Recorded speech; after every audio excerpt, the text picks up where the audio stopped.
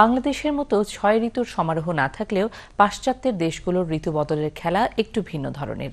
গ্রীষ্মের পর শুরু হয় শরৎকাল, যখন সবুজ গাছের পাতার রং বদলে হলুদ হতে শুরু করে, যা প্রকৃতিতে এনে দেয় এক নৈসর্গিক সৌন্দর্য। কানাডা থেকে সেই অনাবিল সৌন্দর্যের খবর জানাচ্ছেন শাহনাজ চৌধুরী।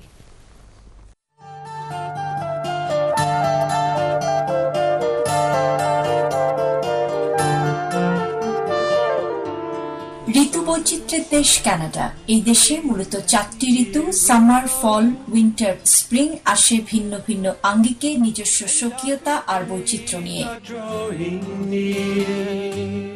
সামার বা গ্রীষ্মের শেষে সবুজ গাছপালা যখন তার রং বদলানো শুরু করে, তখন থেকেই শুরু হয় ফল মৌসুম। গাছপালার এই রং বদলের খেলা একেবারে কাছে থেকে না দেখলে ভাষায় প্রকাশ করা অনেকটাই কঠিন। চারিদিকে এখন সবুজ, লাল আর হলুদ রঙের সমারোহ। পথে পড়ে থাকা শুকনো ঝরা পাতার মাঝেও দেখা মেলে এক নৈসর্গিক সৌন্দর্যের। কানাডার সব শহরে এখন শুরু হয়েছে এই ফল মৌসুম। পুরো শহরবাসী এবং বিভিন্ন দেশ থেকে আসা পর্যটকেরা মন ভরে তা উপভোগ করছেন।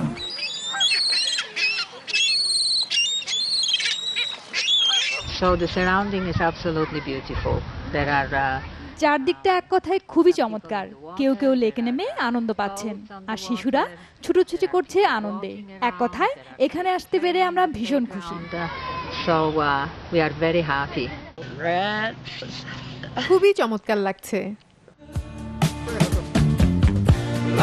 বায়ু দূষণ এড়ানোর জন্য এই ঝরা পাতাগুলো পোড়ানো হয় না, এগুলো রেখে দেওয়া হয় নিজস্ব নিয়মেই প্রকৃতি থেকে বিলীন হয়ে যাবার জন্য।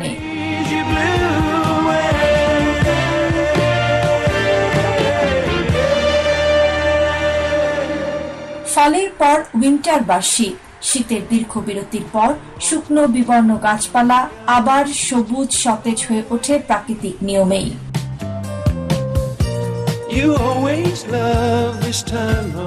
শুকনো ঝরা পাতা থেকে আবারও সবুজের আবির্ভাব, যা মনে করিয়ে দেয় মানব জীবনের সুখ দুঃখের পালা বদলের কথা।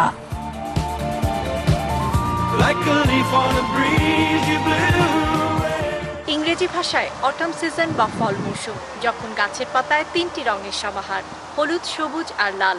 মনে হয় প্রকৃতি যেন বিছিয়ে রেখেছে এক অনাবিল সৌন্দর্যের চাদর, আর সেই চাদর গায়ে জড়িয়ে এখন শুধু চেষ্টা রুক্ষ জীর্ণ শীতের তীব্রতাকে দূরে রেখে এই বর্ণিল বৈচিত্র্যময় ঋতুর সৌন্দর্য যতটা সম্ভব উপভোগ করা।